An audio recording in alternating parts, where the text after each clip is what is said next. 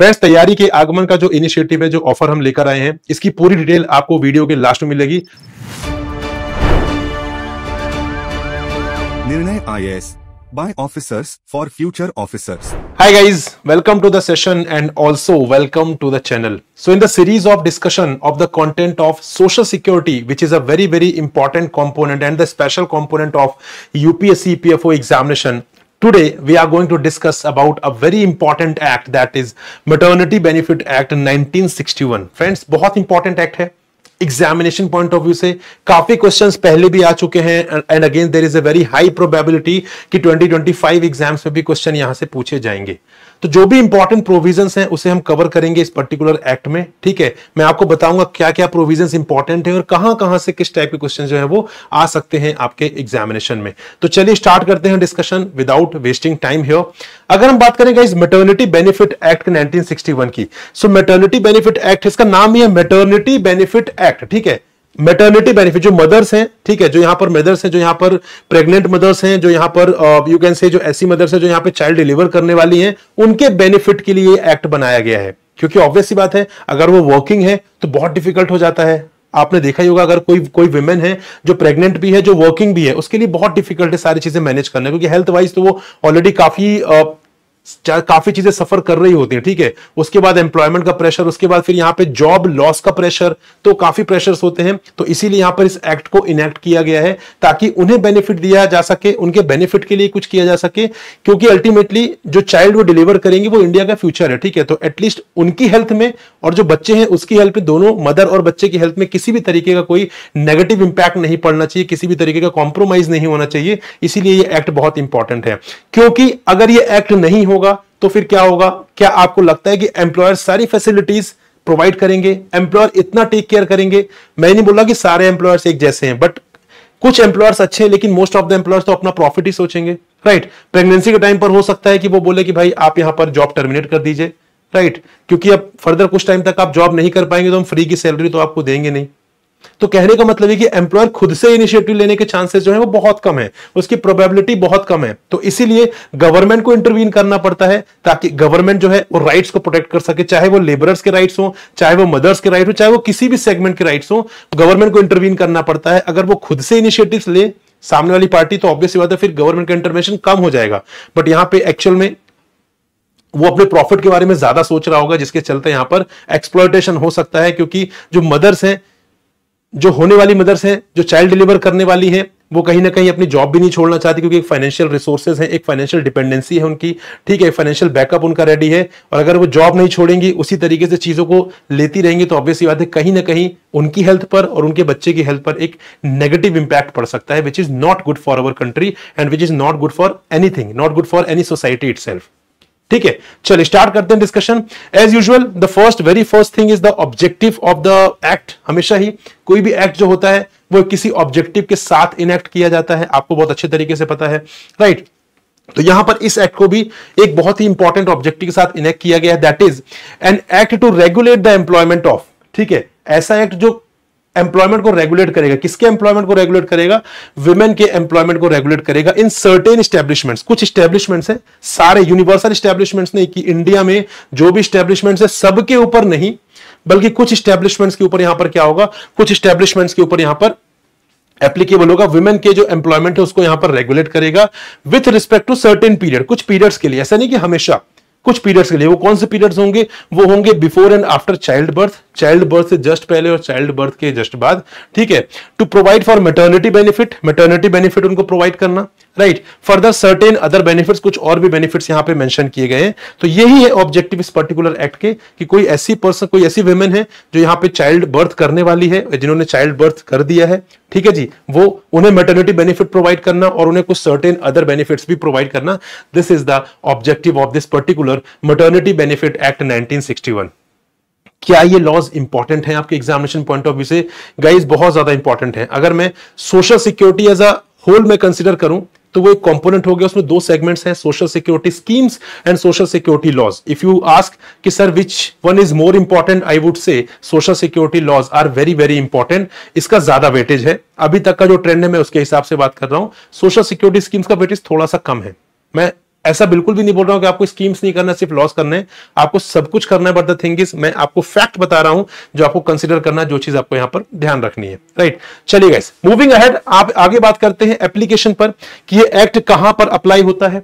Again very very important part, application part is very very important कि act कहां पर apply होता है, ठीक है। So it applies to every establishment, it applies to every establishment being a factory, mine or plantation, including any such establishment belonging to government, and to every establishment wherein persons are employed for the exhibition of equestrian, acrobatic and other performances। तो कोई भी factory, कोई भी mine, कोई भी plantation जो government के under में है, वहां पर तो यह एक्ट एप्लीकेबल हो ही रहा है।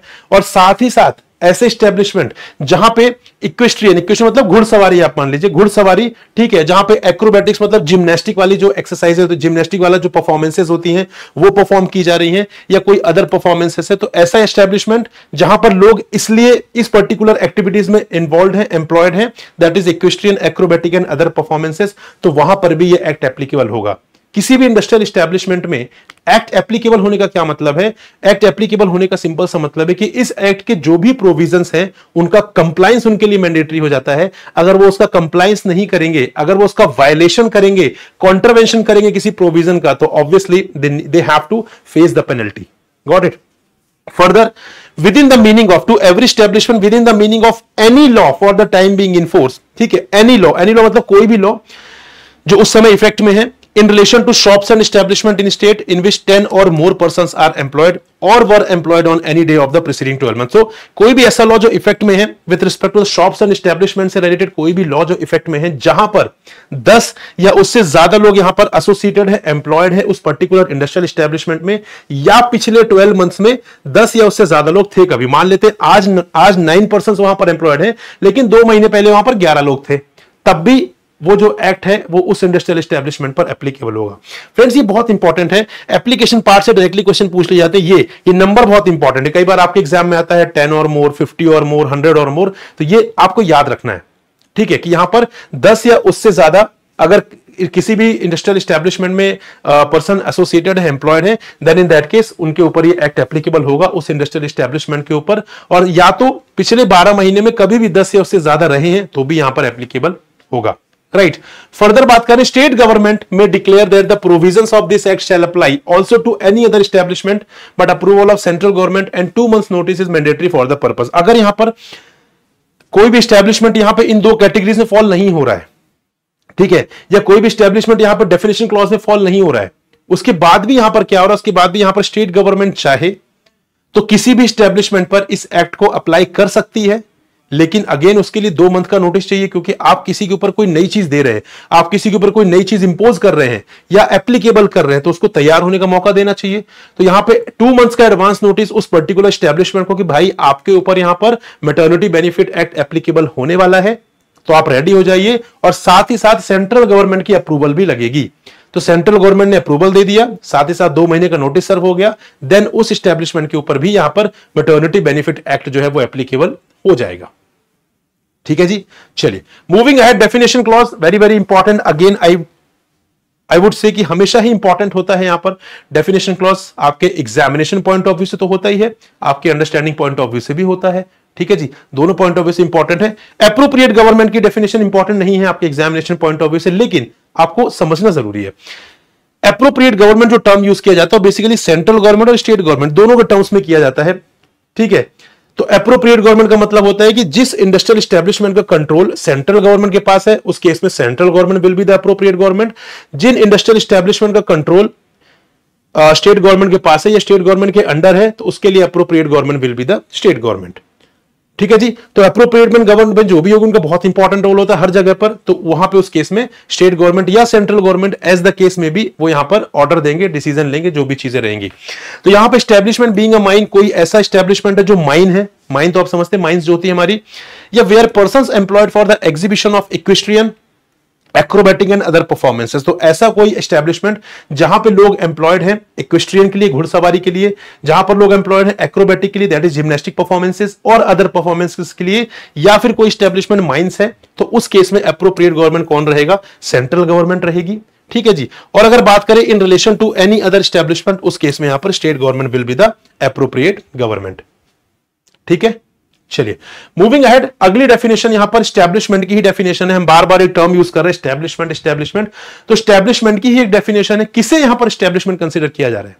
ठीक है, तो यहां पर स्टैब्लिशमेंट कंसीडर किया जा रहा है एक फैक्ट्री को भी, एक माइन को, यहां पर जो माइंस है, ठीक है।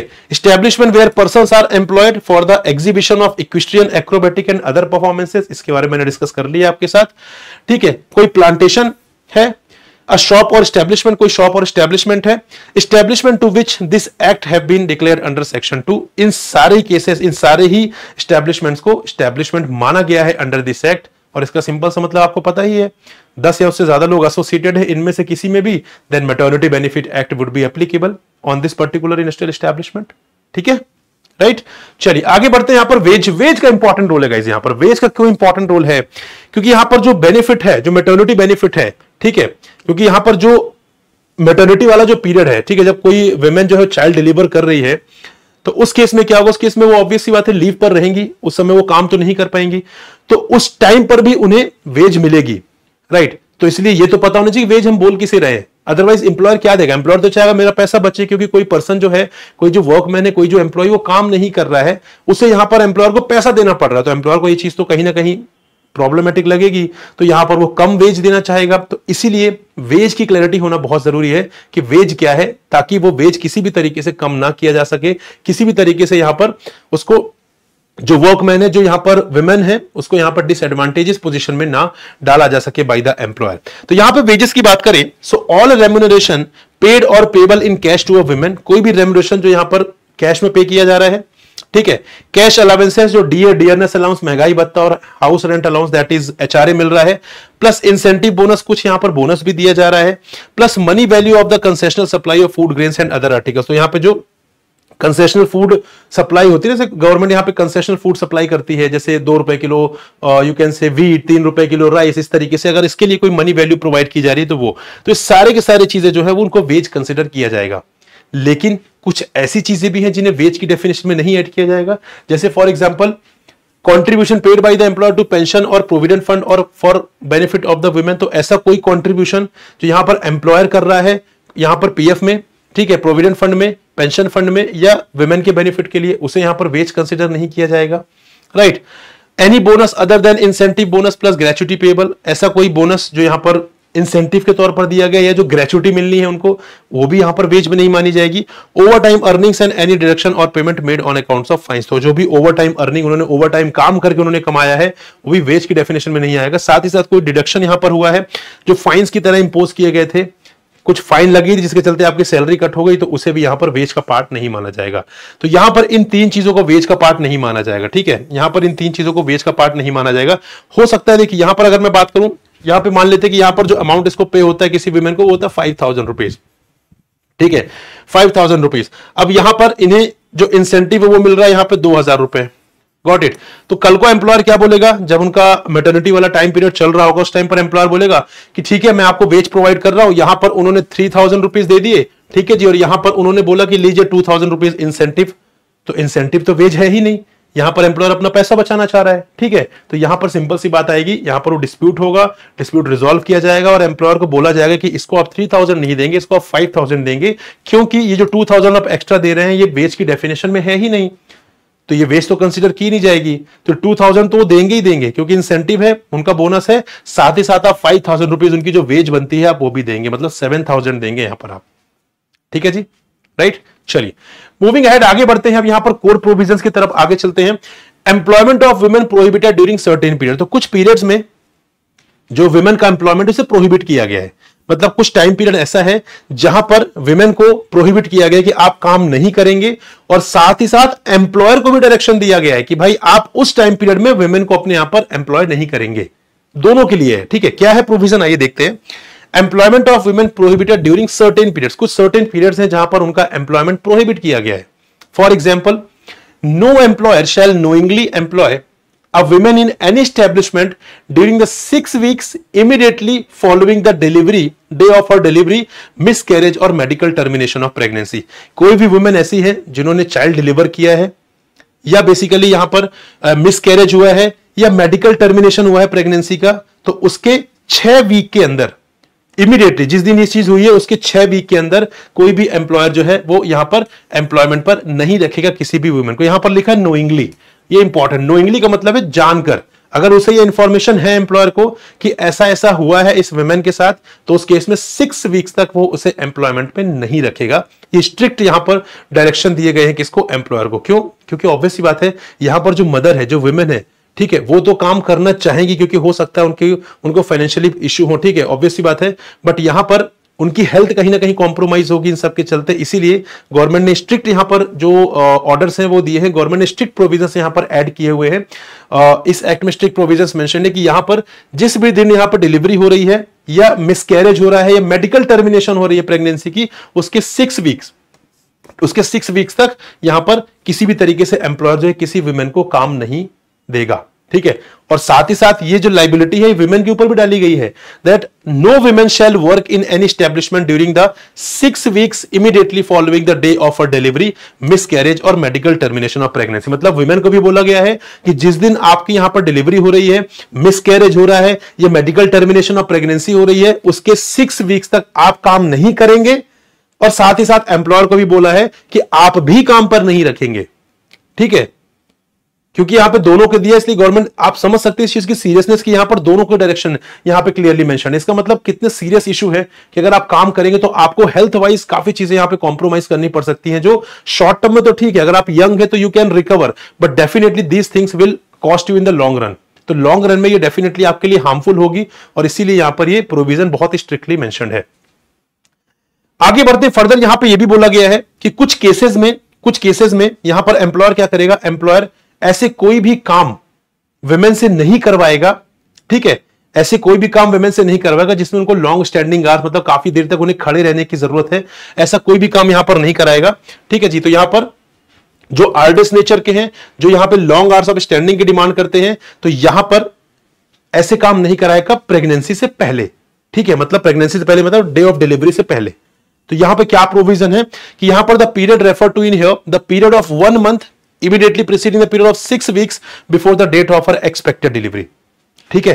कहने का मतलब सिंपल सी बात यह है कि अगर मैं आपको ऐसे समझाऊं कि यहां पर डे ऑफ डिलीवरी, मान लीजिए कोई एक पर्टिकुलर डे है, उससे 6 वीक्स आप पहले चले जाइए और उससे 1 मंथ आप पहले चले जाइए। तो अगर मैं आपको 1 मंथ में अगर मैं बोलूं कि 4 वीक्स हैं, तो 6 वीक्स प्लस 4 वीक्स 10 वीक्स, ठीक है। सिंपल समझाने के लिए कि जिस दिन भी उनकी एक्सपेक्टेड डे ऑफ डिलीवरी है उसके 10 वीक्स पहले से, 10 वीक्स पहले से, क्योंकि 10 वीक्स पहले से हो सकता है कि लीव ना ले रही हो वुमेन, ठीक है, तो 10 वीक्स पहले से एम्प्लॉयर जो है ऐसे कोई भी काम नहीं करवाएगा उस वुमेन एम्प्लॉय से जिसके लिए उन्हें यहां पर काफी देर तक खड़े रहने की जरूरत है, लॉन्ग आवर्स ऑफ स्टैंडिंग की रिक्वायरमेंट है, ऐसे काम वो यहां पर नहीं करवाएगा, ठीक है जी। समझ गए? जो डे ऑफ एक्सपेक्टेड डिलीवरी है गाइस, यहां पे याद रखिएगा, डेट ऑफ एक्सपेक्टेड डिलीवरी के 6 वीक्स पहले, ठीक है, 6 वीक्स पहले, राइट, और उसके 1 मंथ पहले, got it. Day of delivery यहां पर है, इसके 6 वीक्स पहले और इसके 1 मंथ पहले, 30 डेज पहले, ठीक है जी, got it. Further, any period during the said period of 6 weeks for which the pregnant woman does not avail of leave of absence. तो अगर वहां पर जो 6 वीक्स है, हमने क्या बात की कि डेट ऑफ एक्सपेक्टेड डिलीवरी ये है, इससे 6 वीक्स पहले और उससे 1 महीने पहले ऐसा कोई भी काम नहीं देंगे, ठीक है। अब उसके बाद सेकंड प्रोविजन यहां पे क्या बोला, जो 6 वीक्स में, अगर इस 6 वीक्स में भी यहां पर वो लीव नहीं लेती, हो सकता है कोई लीव ना ले, ठीक है, तो उस केस में भी यहां पर क्या होगा, उस केस में भी यहां पर ऐसा कोई भी काम नहीं दिया जाएगा बाय द एम्प्लॉयर उस पर्टिकुलर वुमेन को जो यहां पर उनकी आर्डस नेचर का हो या लॉन्ग आवर्स ऑफ स्टैंडिंग की रिक्वायरमेंट हो, ऐसा कोई भी काम नहीं दिया जाए, क्योंकि वो उनकी हेल्थ में कहीं ना कहीं हार्मफुल इफेक्ट डाल सकता है। जो बच्चा है, जो चाइल्ड है, उसके भी यहां पर हेल्थ में इंपैक्ट आ सकता है और जो वुमेन है उनके भी हेल्थ में यहां पर इंपैक्ट आ सकता है। तो उनकी हेल्थ को कॉम्प्रोमाइज ना करते हुए चीजें यहां पर एम्प्लॉयर को ध्यान रखनी पड़ेंगी, ठीक है। नाउ चलिए आगे बढ़ते हैं, moving ahead, right to payment of maternity benefit. अब मैटरनिटी बेनिफिट का यहां पर पेमेंट किस तरीके से किया जाएगा, ये उनका अधिकार है, ये वुमेन एम्प्लॉय का अधिकार है। तो आइए देखते हैं इसको।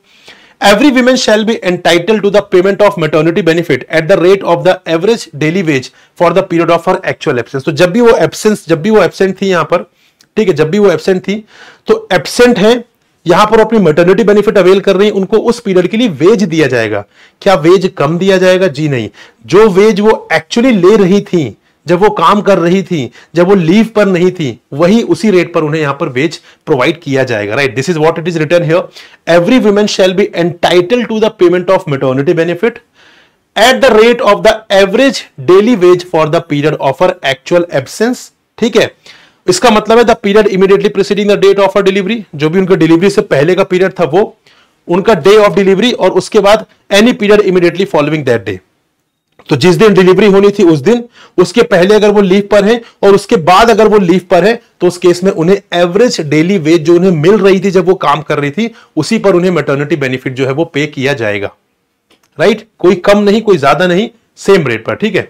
Further women has to work for, अब यहां पर अगर आपको यहां पर आपको मैटरनिटी बेनिफिट चाहिए, मैटरनिटी बेनिफिट चाहिए, तो इसके लिए आपको ऐसा नहीं कि आपने 1 साल किसी ऑर्गेनाइजेशन को ज्वाइन किया हुआ है, ठीक है जी, आप 2 दिन गए और आप बोल रहे कि हमें मैटरनिटी बेनिफिट चाहिए। नो, कुछ यहां पे प्रोविजन है, कुछ कंडीशंस विमेन एम्प्लॉय के साथ भी है कि उन्हें फुलफिल करनी पड़ेगी। जैसे women has to work for at least 80 days in the 12 months immediately preceding the date of her expected delivery for getting entitled of maternity benefit। तो maternity benefit के लिए entitled होने के लिए, ठीक है, मतलब entitled मतलब जो आप जो maternity benefit में लीव्स ले रहे हैं वो, प्लस आपको जो पेमेंट हो रहा है वो, इनके लिए आपको entitled होने के लिए कंडीशन है कि आपकी जो यहां पर आपकी जो एक्सपेक्टेड डेट ऑफ डिलीवरी है उससे 12 मंथ पहले, उससे 12 महीने पहले तक आपको एटलीस्ट 80 डेज काम करना है। 80 डेज आप यहां पर बेसिकली क्या कर रहे हो, आपने काम किया हो पिछले 12 महीने। 12 महीने कौन से, date of her expected delivery जो भी है उससे आप 12 महीने पहले चले जाइए। इस 12 महीने के टेन्योर में एटलीस्ट आपको 80 डेज काम करना है, then only you will get entitled to avail the maternity benefit, right. Further this is the important जो यहां पे अमेंडमेंट लाया गया था बीच में 2017 में, maximum period for which any women be entitled to maternity benefit shall be 26 weeks. Maximum 26 weeks का यहां पे मैटरनिटी बेनिफिट प्रोवाइड किया गया, 26 हफ्तों का यहां पे मैटरनिटी बेनिफिट प्रोवाइड किया गया, मतलब 26 हफ्तों की वो लीव ले सकती हैं as a part of maternity benefit, और उसमें उन्हें यहां पर पेमेंट भी दिया जाएगा। उनको वेज जो उनको मिलती थी वही वेज यहां पर मिलेंगी ही, ठीक है, जिसमें से 8 हफ्ते जो है 8 week shall be precede the date of her expected delivery, ठीक है। यहां पे आपकी जो डेट ऑफ एक्सपेक्टेड डिलीवरी उससे 8 वीक से पहले आप इसे स्टार्ट नहीं कर सकते हैं, ठीक है। आपको 8 वीक पहले से, आप सोचे कि मैं यहां पर 15 हफ्ते की छुट्टी मैं पहले ले लेती हूं, तो वो चीज नहीं होगी। यहां पर आप टोटल 26 वीक्स ले सकते हैं अपने मैटरनिटी, पूरे मैटरनिटी पीरियड में, ठीक है जी। मतलब आप डिलीवरी से पहले और डिलीवरी के बाद मिलाकर टोटल 26 वीक्स आप अवेल कर सकते हैं। यहां पर 26 वीक्स में से 8 हफ्ते जो है, 8 वीक्स जो है वो आपके डिलीवरी से पहले के होने चाहिए, और जो बचे हुए आपके वीक्स हैं वो आपके बचे हुए 18 वीक्स हैं वो आपके डिलीवरी के बाद के होने चाहिए, ठीक है। तो ये अमेंडमेंट लाया गया था, पहले ये 12 वीक्स था, उसको बाद में बढ़ाकर यहां पर 26 वीक्स कर दिया गया था। मूविंग अहेड यहां पर बात करते हैं right to payment of maternity benefit, ठीक है। फर्दर और भी कुछ वुमेन के रिगार्डिंग और भी केसेस के लिए यहां पर प्रोविजंस हैं, जैसे maximum period for which any women having 2 और मोर सर्वाइविंग चिल्ड्रन। अब ऐसे केस हैं जहां पर कोई वुमेन के, किसी वुमेन के ऑलरेडी 2 चिल्ड्रन हैं, 2 सर्वाइविंग चिल्ड्रन हैं या उससे ज्यादा हैं, और फर्दर वो एक नया चाइल्ड यहां पर क्या करें, डिलीवर करने वाली हैं। इन दैट केस वो क्या कर सकते हैं, वो यहां पर 12 वीक्स का ही यहां पर क्या कर सकते हैं, मैटरनिटी बेनिफिट अवेल कर सकती हैं, ठीक है। तो इससे आपको क्या समझ में आ रहा है, इससे आपको समझ में आ रहा है कि अगर आपका एक ही बच्चा है, ठीक है, जो अभी सर्वाइविंग है, एक भी बच्चे नहीं है आपका फर्स्ट चाइल्ड है या सेकेंड चाइल्ड है, उस केस में गवर्नमेंट आपको 26 वीक्स बोल रही है भाई, कि एक्ट बोल रहा है कि 26 वीक्स आप लीजिए। लेकिन अगर आपके ऑलरेडी 2 सर्वाइविंग चिल्ड्रन हैं, आप थर्ड प्लान कर रहे हैं, तो फिर आपको यहां पर मैटरनिटी बेनिफिट तो मिलेगी, लेकिन 12 वीक्स के लिए ही मिलेगी यहां पर। तो आपको एक चीज समझ में आ रही है, यहां पे कहीं ना कहीं ये चीज बोली जा रही है कि बच्चे 2 ही अच्छे, है ना, क्योंकि अल्टीमेटली हमें तो पॉपुलेशन पर भी कंट्रोल करना है, right. We are the basically one of the most populous country in the world, तो हमें पॉपुलेशन भी कंट्रोल करना है। तो कहीं ना कहीं ये वो चीज दिखा रहा है कि अगर आप थर्ड बच्चा यहां पर कर रहे हैं, आपका तीसरा चिल्ड्रन यहां पर आ रहा है, then in that case obviously फिर उस केस में यहां पर आपको बेनिफिट उस लेवल पर नहीं मिलेगा। तो कहीं ना कहीं ये चीज सबकॉन्शियसली माइंड में ऐड की जा रही है कि 2 बच्चों तक ही यहां पर ठीक है, उसके बाद थर्ड बच्चे के लिए यहां पे बेनिफिट्स कम हो जाएंगे। इसका मतलब यहां पर हमें पॉपुलेशन कंट्रोल भी करना है, उस चीज पर भी फोकस किया गया है। तो यहां पर मैक्सिमम 12 वीक्स, अगर 2 सर्वाइविंग चिल्ड्रन है, थर्ड चाइल्ड आ रहा है, तो यहां पर 12 वीक्स मैक्सिमम, जिसमें से 6 वीक्स मैक्सिमम जो है वो एक्सपेक्टेड डेट ऑफ डिलीवरी से पहले आप अवेल कर सकते हैं। पहले क्या देखा था, अगर यहां पे एक बच्चा सर्वाइविंग है, सेकंड बेबी आ रहा है या फर्स्ट बेबी आ रहा है, तो उस केस में 26 वीक्स, जिसमें से 8 हफ्ते आप डिलीवरी से 8 हफ्ते आप बेसिकली डिलीवरी से, एक्सपेक्टेड डिलीवरी से पहले अवेल कर सकते हैं। अगर आपके 2 या 2 से ज्यादा ऑलरेडी सर्वाइविंग चिल्ड्रन हैं तो उस केस में मैक्सिमम 12 वीक्स, जिसमें से 6 वीक्स आप पहले अवेल कर सकते हैं डेट ऑफ एक्सपेक्टेड डिलीवरी से। Where a women dies during this period, अगर विमेन की डेथ हो जाती है इस पर्टिकुलर पीरियड में, the maternity benefit shall be payable only for the days up to and including the day of order. तो जो मैटरनिटी बेनिफिट जहां पर उनको वेजेस मिलेंगी वो कब तक पे की जाएंगी, जब तक जो उनका पीरियड चल रहा था वो, और जिस दिन उनकी डेथ हुई तब तक वहां पर उनको पे किया जाएगा, उसके बाद नहीं, क्योंकि ऑब्वियसली बात है जब वो उनकी डेथ हो गई तो फिर उस केस में यहां पर पेमेंट करने का कोई लॉजिक ही नहीं है। A woman who adopts a child below the age of 3 months or a commissioning mother entitled to maternity benefit for a period of 12 weeks from the date of child is handed over। ठीक है, तो यहां पर अगर कोई women है यहां पर चाइल्ड को भी अडॉप्ट करती है जो बेसिकली 3 मंथ से कम का है, तो उस केस में भी यहां पर उन्हें मैटरनिटी बेनिफिट मिलेगा 12 मंथ्स का। जब भी उन्हें चाइल्ड हैंड ओवर कर दिया गया है तो उसके 12 मंथ्स तक वो यहां पर मैटरनिटी बेनिफिट अवेल कर सकती है। अगेन एक चीज आप समझिए, यहां पर एडॉप्शन को भी प्रमोट किया जा रहा है। ठीक है, यहां पर 2 जो वुमेन है उन्होंने यहां पर खुद उस बच्चे को बर्थ नहीं दिया है, राइट, वो उन्हें अडॉप्ट कर रही हैं, बट स्टिल यहां पे ये जो मैटरनिटी बेनिफिट 12 वीक्स वाला है वो यहां पर दिया जा रहा है। इसका मतलब यहां पर जो एडॉप्शन है उसे भी प्रमोट किया जा रहा है। तो आपको ये चीज देखनी है, इस लॉ को इंटरप्रेट करते आना चाहिए। ठीक है, उसके पीछे जो ऑब्जेक्टिव, उसके पीछे जो पर्पस है वो समझना आना चाहिए। तो यहां पर एडॉप्शन को भी यहां पे प्रमोट किया जा रहा है कि आप एडॉप्ट करिए, ताकि जो ऑर्फनेज बच्चे हैं, ठीक है, वो कहीं ना कहीं जो यहां पर उनकी जो लाइफ बिना किसी छाया के, बिना किसी गाइडेंस के, बिना किसी यू कैन से जो पेरेंट्स के निकल जाती है, उन्हें कहीं ना कहीं एक सहारा मिल जाएगा, so that they can do better in their life. मैं ऐसा नहीं बोल रहा हूं कि वो बेटर नहीं कर सकते, बट ऑब्वियसली बात है, गाइडेंस होता है, आपके पास एक छाया होती है, एक आपके पास मार्गदर्शन करने वाला कोई इंसान होता है, तो वो उसका इंपैक्ट एक काफी अलग होता है। ठीक है, तो इसीलिए यहां पे एडॉप्शन के लिए भी यहां पे प्रमोट किया जा रहा है इस पर्टिकुलर चीज को। Further, payment of maternity benefit in case of death of a women. तो if a women entitled to maternity benefit dies before such maternity benefit, ठीक, अगर यहां पे कोई विमेन ऐसी हैं जो मैटरनिटी बेनिफिट के लिए एलिजिबल हैं, एंटाइटल्ड हैं, लेकिन उनकी डेथ यहां पर हो जा रही है मैटरनिटी बेनिफिट अवेल करने से पहले ही, ठीक है, तो एम्प्लॉयर जो है वो क्या करेगा, वो जो अमाउंट वो पे करेगा नॉमिनी को, और जो उनके लीगल रिप्रेजेंटेटिव है, अगर कोई भी नॉमिनी वहां पर नहीं है तो उनके जो लीगल रिप्रेजेंटेटिव है उनको, अगर नॉमिनी है तो नॉमिनी को वो पेमेंट किया जाएगा बाय द एम्प्लॉयर। आगे बढ़ते हैं, यहां पे मेडिकल बोनस का एक प्रोविजन है, इंपॉर्टेंट है, बहुत ज्यादा इंपॉर्टेंट है एग्जामिनेशन पॉइंट ऑफ व्यू से, डायरेक्टली क्वेश्चन पूछ लिया जाता है यहां पर।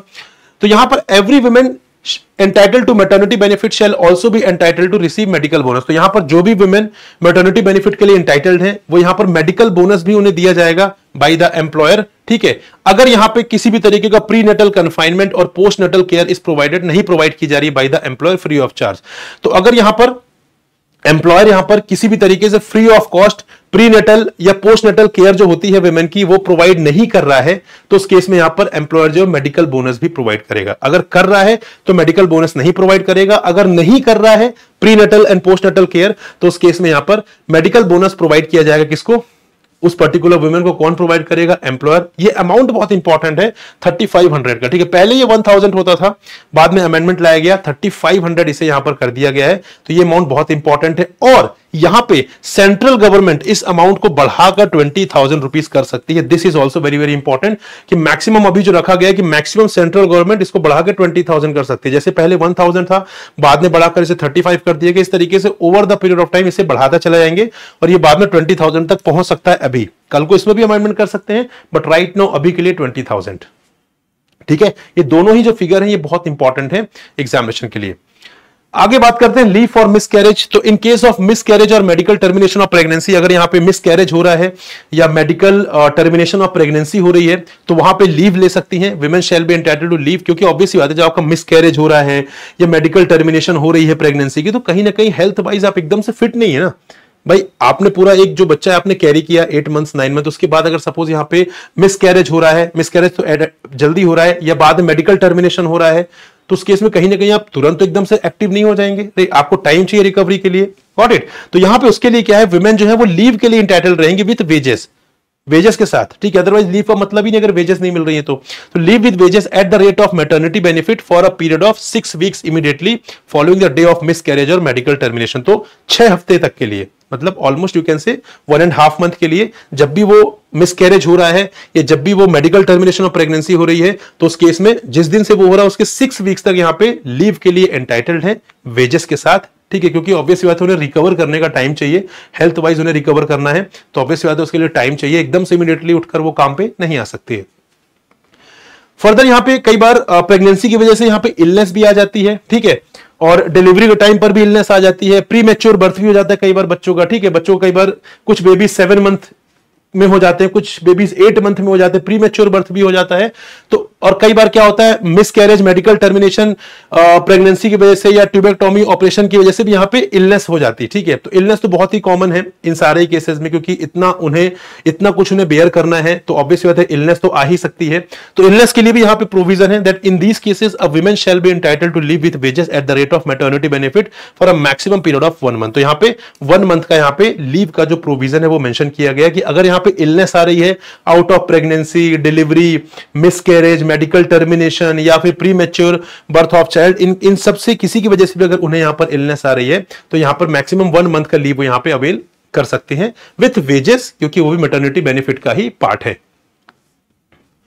आगे बढ़ते हैं नर्सिंग ब्रेक्स। ठीक है, चलिए सब कुछ ओके है, सब ठीक है, यहां पर प्रॉपर तरीके से चाइल्ड का बर्थ भी हो गया है, all good, everything is okay. अब यहाँ पे जो विमेन है वो वापस अपना जो वर्क है उसे रिज्यूम करना चाह रही है, अपना काम वापस से वो कंटिन्यू करना चाह रही हैं। तो उसके बाद फिर यहाँ पे वापस ऑर्गेनाइजेशन में आ गई उस पर्टिकुलर एस्टेब्लिशमेंट में, तो वहां पर अब एम्प्लॉयर की रिस्पॉन्सिबिलिटी कि उन्हें नर्सिंग ब्रेक्स प्रोवाइड करना। ठीक है, तो यहां पर every women who returns to duty after delivery shall be allowed 2 breaks in a daily work for child nursing and until the child attains the age of 15, क्योंकि वहां पर चाइल्ड को वहां पे केयर करना है। ठीक है, तो ऑब्वियस बात है अगर वो जो मदर है वो अपने चाइल्ड को इंडस्ट्रियल एस्टेब्लिशमेंट में लेकर जा रही हैं तो दिन भर में बेचारा भूखा तो रहेगा नहीं, है ना, दिन भर में उसको भूखा तो रहेगा नहीं, ऑब्वियस बात है उसको यहाँ पे केयर की जरूरत है, उसको अपने मदर की जरूरत है। तो यहाँ पर 2 नर्सिंग ब्रेक्स प्रोवाइड किए जाएंगे। ठीक है, यहां पर 2 नर्सिंग ब्रेक्स प्रोवाइड किए जाएंगे डेली उस पर्टिकुलर विमेन को, कब तक, जब तक उनका जो बच्चा है वो 15 मंथ्स की एज अटेन नहीं कर लेता है। जब तक वो बेबी 15 मंथ्स की एज जो है वो अटेन नहीं कर लेता है तब तक यहां पर 2 नर्सिंग ब्रेक्स दिए जाएंगे on a daily basis by the employer to the women employ. Further every establishment having 50 or more employees shall have facility of crash। तो यहां पे क्रैश की फैसिलिटी प्रोवाइड करें। क्रैश मतलब जहां पर छोटे बेबीज का, बच्चों का टेक केयर किया जाता है जब उनके पेरेंट्स काम पर होते हैं, तो वहां पर उनका टेक केयर किया। क्रैश फैसिलिटी कुछ लोग अपना प्राइवेट भी ओपन करके रखते हैं, बट यहां पे इंडस्ट्रियल एस्टेब्लिशमेंट्स में जिन पर ये एक्ट एप्लीकेबल है वहां पर एम्प्लॉयर के ऊपर रिस्पॉन्सिबिलिटी की अगर आपके यहां पर 50 या उससे ज्यादा लोग यहां पे एम्प्लॉयड हैं, ठीक है, 50 या उससे ज्यादा लोग आपके यहां पर एम्प्लॉयड हैं, तो आपको यहां पे क्रैश की फैसिलिटी प्रोवाइड करनी होगी ताकि जो विमेन है, ठीक है, वो अपने बच्चे की केयर कर सके।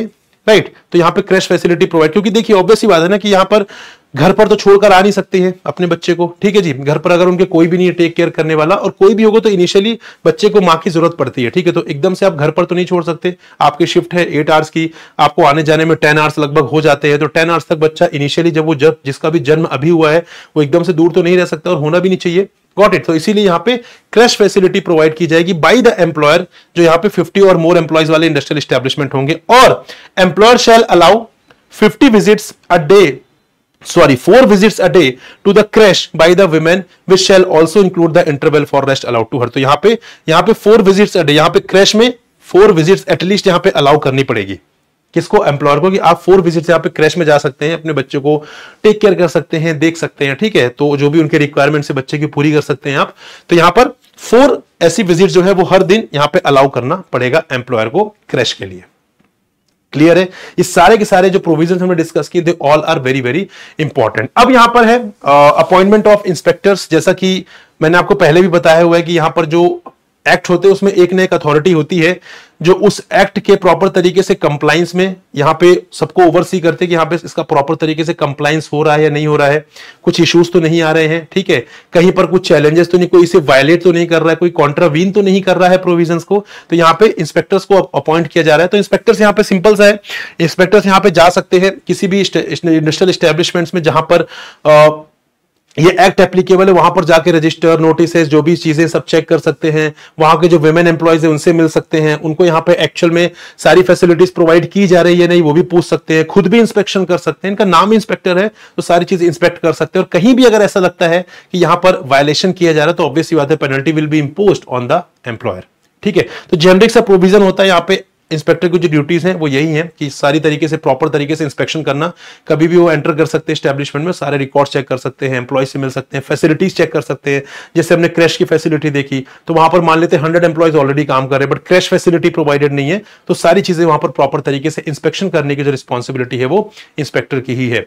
Now power of inspector to direct payment to be made. अब यहां पे इंस्पेक्टर के पास एक पावर ये भी है कि मान लेते हैं कि अगर मैटरनिटी बेनिफिट जिनको मिलना था उन्हें मिला नहीं है, ठीक है, या उसमें कुछ डिस्प्यूट हो रहा है, तो उस केस में क्या होगा?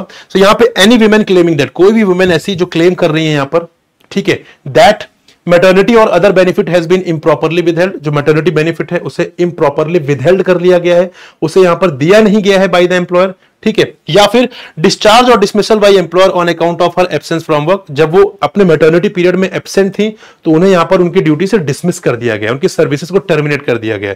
अगर ऐसा कुछ क्लेम यहां पे विमेन करती हैं, ठीक है, इंस्पेक्टर के पास, तो यहां पर क्या होगा? यहां पे इंस्पेक्टर के पास एक कंप्लेंट जाएगी। कौन करेगा? विमेन करेंगे ऑब्वियसली, ठीक है। विमेन एक कंप्लेंट करेंगे इंस्पेक्टर को कि मेरी जो मैटरनिटी बेनिफिट का अमाउंट है वो यहां पे विदहेल्ड कर लिया गया है और मैं जब तक अपने मैटरनिटी पीरियड में एब्सेंट थी काम से, जो कि मेरा राइट है 26 वीक्स का, उसमें मुझे डिस्चार्ज या डिसमिस कर दिया गया है सर्विस से।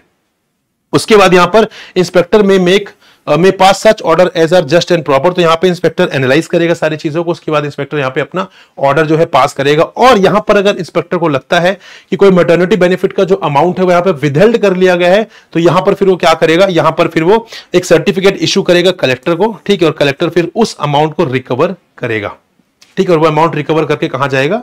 जो एंटाइटल्ड विमेन होंगी उनके पास यहां पर जाएगा। Clear? So this is all guys with respect to this particular maternity benefit act। मुझे उम्मीद है कि आपको मजा आया है पढ़कर।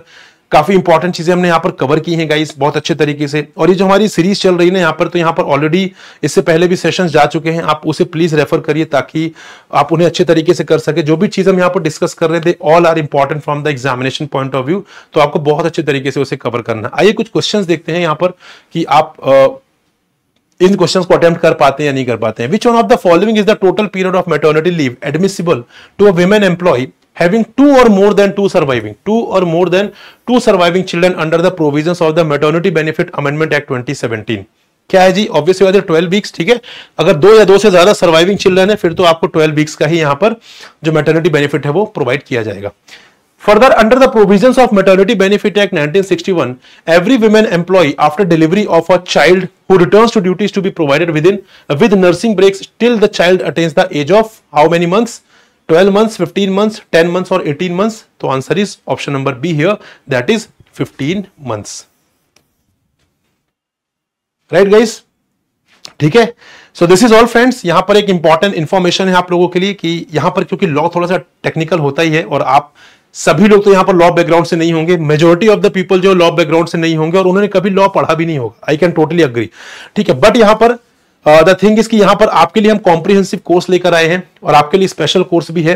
दोनों ही कोर्सेज अवेलेबल है। कॉम्प्रिहेंसिव कोर्स में सारे कंपोनेंट्स हैं, लेकिन कुछ ऐसे स्टूडेंट्स होते हैं जिनका जीएस कंपोनेंट प्रिपेयर्ड होता है क्योंकि दूसरे एग्जाम्स प्रिपेयर कर रहे होते हैं, तो उस केस में आप स्पेशल सब्जेक्ट भी कर सकते हैं जहां पे सिर्फ स्पेशल सब्जेक्ट्स होंगे जैसे accounts, auditing, industrial relations, labour laws, social security, ये सब्जेक्ट्स आपके वहां पर कवर किए जाएंगे, राइट। तो दोनों जो कोर्सेज हैं इनका लिंक गाइस डिस्क्रिप्शन में है, डिस्क्रिप्शन में दिया हुआ इन दोनों कोर्सेज का लिंक, आप जाइए चेक करिए, क्लिक करिए, डेमो क्लासेस देखिए, नोट्स देखिए, फैकल्टी के बारे में पढ़िए, then after that if you convince that yes this course is going to help me, then you can enrol for the course. लेकिन एनरोलमेंट करने के लिए आपको यहाँ पे कूपन कोड यूज करना पड़ेगा प्रकाश, क्योंकि इसके थ्रू आपको मैक्सिमम डिस्काउंट मिलेगा। अगर आप मैक्सिमम डिस्काउंट चाहते हैं तो ये कोड यूज करिएगा, अगर आप मैक्सिमम डिस्काउंट नहीं चाहते हैं तो आप इस कोड को स्किप कर सकते हैं। एनरोल कैसे करना है मैं आपको बताता हूं। दो ऑप्शन है, एक तो लिंक आपका डिस्क्रिप्शन में है, आप डायरेक्टली उस लिंक पर क्लिक कर सकते हैं और वहां पर जा सकते हैं, डायरेक्टली वहां कर सकते हैं, या तो मैं आपको वेबसाइट बताता हूं, सीधे वेबसाइट पर जाकर ही यहां पर कर सकते हैं। सिंपल गूगल खोलिए, गूगल में टेक्स्ट बुक ओपन करना है आपको, यहाँ पे क्लिक करना है टेक्स्ट बुक और उसके बाद हमारी वेबसाइट ओपन हो जाएगी। इसको फर्स्ट वाले लिंक पे क्लिक करिए, then you have to click on the super coaching, ठीक है। सुपर कोचिंग बाद यहाँ पे मल्टीपल एग्जाम्स आपको दिखेंगे, आपको जाना है ईपीएफओ एग्जाम्स में, तो यहाँ पे आपको ईपीएफओ एग्जाम क्लिक करना है। देन यहाँ पे दो कोर्सेज आपको दिख रहे हैं, एक UPSC EPFO EOU plus APFC का कॉम्प्रिहेंसिव कोर्स है and second is the special subject का कोर्स है। तो आपको जो भी कोर्स यहाँ पे अवेल करना है आप उस पर क्लिक करिए। मैं for example suppose comprehensive course करना है तो यहाँ पे कॉम्प्रिहेंसिव कोर्स पे आप क्लिक करेंगे, ठीक है। कॉम्प्रिहेंसिव कोर्स पर आप क्लिक करेंगे, उसके बाद आपको यहाँ पे सारी इंफॉर्मेशन मिल जाएगी। और अभी यहाँ पे तैयारी का आगमन का जो हमारा इनिशिएटिव है वो भी चल रहा है, तो इसका फायदा जरूर लीजिए अभी, ठीक है। और यहां पर देखिए आप इस पे नीचे एंड यहाँ पे स्क्रॉल करेंगे तो you will get all the information here, आपको सारी इन्फॉर्मेशन यहाँ पर मिल जाएंगी। जैसे फॉर एग्जांपल मैं आपको दिखाऊं तो यहाँ पे आपको फैकल्टीज के बारे में सबसे पहले जानने के लिए मिल जाएगा, ठीक है। Then you will seeing the demo classes. For example आप मेरे नेम पे क्लिक करते हैं तो आपको यहाँ पे डेमो क्लासेस दिख जाएगी, सोशल सिक्योरिटी की, IR की, एज वेल एज इकोनॉमी की भी आपको यहाँ पे डेमो क्लासेस देखने मिल जाएंगी, ठीक है। फिर इसको और स्क्रॉल करेंगे नीचे, आपको नोट्स भी देखने मिल जाएंगे, आप यहाँ पे नोट्स भी रेफर कर सकते हैं ताकि आपको एक आइडिया लग जाएगा कि किस तरीके से यहाँ पे नोट्स प्रोवाइड किए जा रहे हैं। उसके बाद आप यहाँ पे अगर डेमो क्लासेस देखने के बाद, नोट्स रेफर करने के बाद अगर आप यहाँ पे फील करते हैं कि yes this course is going to help me to clear EPFO examination, then आप यहाँ पे एनरोल कर सकते हैं। यहाँ पे देखते हैं स्क्रॉल डाउन किया आपने, पेमेंट वाला ऑप्शन है, बट इसके ऊपर ये फाइनल अमाउंट नहीं है, आपको इस पे फर्दर और डिस्काउंट प्रोवाइड किया जाएगा। कैसे? यहाँ पे सिंपल आइए, अप्लाई कूपन पे क्लिक करिए और यहाँ पे कई बार होता है कि यहाँ पे कोई ना कोई कोड लगा होता है, उसको आपको रिमूव करना पड़ेगा क्योंकि मैक्सिमम डिस्काउंट नहीं दिलवाएगा। मैं आपको दिखाता हूँ। फिर कूपन कोड आपको क्लिक करना है प्रकाश, ठीक है, प्रकाश कूपन कोड आपको यहाँ पे क्लिक करना है, एंटर करना है, that is which is my name, यहाँ पे मेरा नाम है प्रकाश। आपने ये क्लिक अप्लाई किया और यहाँ पे देखिए प्राइजेस आर 2499, पहले कितना आ रहा था 2999, नाउ दिस इज 2499 और ये सिर्फ और सिर्फ अभी ऑफर में है, ठीक है। जैसे ये ऑफर खत्म होगा, ये जो प्राइजेस है ये हाइक हो जाएंगे, फिर आपको इस प्राइस पर भी इवन 2999 पर भी नहीं मिलेगा। तो अभी आपको जो 2499 दिख रहा है वो कूपन कोड के साथ दिख रहा है और ऑफर का पार्ट दिख रहा है। तो यहां पर आई गेस इतना तो आप लोग पार्टी में ही 2 बार पार्टी करने जाते हैं अपने फ्रेंड्स से, तो इतना तो खर्च कर ही देते हैं, है ना। और अगर आप खुद से प्रिपरेशन करेंगे तो बहुत सारे चैलेंजेस आएंगे। सबसे पहले 10 से 12 कंपोनेंट्स के आपको सारे रिसोर्सेज अरेंज करने पड़ेंगे, सारे रिसर्च करनी पड़ेगी, PYQs रेफर करने पड़ेंगे, इंफॉर्मेशन फिल्टर आउट करने पड़ेंगे। बहुत कंबरसम प्रोसेस है, इतना टाइम है नहीं आपके पास, ठीक है। और उसमें अगर मैं इस कॉस्ट की बात करूं, इसका 10x कॉस्ट वहां पे आप बेयर करेंगे, टाइम भी लगेगा, आपके फाइनेंशियल कॉस्ट भी ज्यादा लगेगी। तो बेहतर है ना कि यहाँ पे एक्सपर्ट्स के साथ जुड़ जाइए और आपको यहाँ पे 10% कॉस्ट में सारी चीजें आपकी हो रही हैं, राइट गाइस, ठीक है जी। तो इस तरीके से यहां पर आप पेमेंट कर सकते हो, साथ ही साथ EMI की फैसिलिटी भी है। तो 2 EMIs मिल रहे हैं यहाँ पर। EMI फैसिलिटी अगर लमसम नहीं पे करना चाहते हैं तो उसके बाद आप यहां पर पेमेंट कर दीजिए, लेकिन कोड अप्लाई नहीं करेंगे तो मैक्सिमम डिस्काउंट नहीं मिल पाएगा आपको, ठीक है, राइट। तो guys this is all with respect to the video guys. और यहाँ पे this is the code I told you, मेरा नाम है और ये कोड की तरह काम करेगा मैक्सिमम डिस्काउंट के लिए। और साथ ही साथ मेरा टेलीग्राम ग्रुप भी ज्वाइन कर लीजिए। आप टेलीग्राम ग्रुप ज्वाइन करेंगे तो आप डायरेक्टली मुझसे टच में रहेंगे, जो भी क्वेरीज हैं, जो भी इश्यूज हैं, सारे आप वहां पर रिजॉल्व कर सकते हैं। आपको चैट की रिक्वायरमेंट है, मैं चैट में रिजॉल्व कर दूंगा। आपको कॉल की रिक्वायरमेंट है, कॉल पे रिजॉल्व हो जाएगी, ठीक है। आपको जूम मीट की रिक्वायरमेंट है, जूम मीट पर यहाँ पे रिजॉल्व हो जाएगी। द थिंग इज कि that is my responsibility to resolve your queries, but the thing is आपको यहाँ पर इसके लिए यहाँ पर मुझे पिंग करना पड़ेगा, मुझे यहाँ पर अप्रोच करिए, मुझे मैसेज कर दीजिए, ठीक है। तो मैं यहाँ पर सिंपली आपकी क्वेरी रिजॉल्व कर दूंगा। साथ ही साथ मैं रेगुलरली कुछ इंपॉर्टेंट इन्फॉर्मेशन भी यहाँ पर पोस्ट करता रहता हूँ, वो भी आपको यहाँ पर मिलती रहेगी गाइस, ठीक है। और यहाँ पर इसी कोर्स के डिस्क्रिप्शन में भी यहाँ पर प्लेलिस्ट भी है, जहां पर और भी वीडियोस आपको देखने मिलेंगी। वहां पर जाइए, उन वीडियोस को देखिए, क्योंकि जो भी यहाँ पे हम कंटेंट प्रोवाइड कर रहे हैं वो बिल्कुल इंपॉर्टेंट है आपके एग्जामिनेशन पॉइंट ऑफ व्यू से, right. So this is all guys with respect to the video. I hope you enjoyed the discussion. मिलेंगे हम अगली क्लास में कुछ नए एक्ट के साथ, तब तक के लिए गुड बाय, जय हिंद, टेक केयर।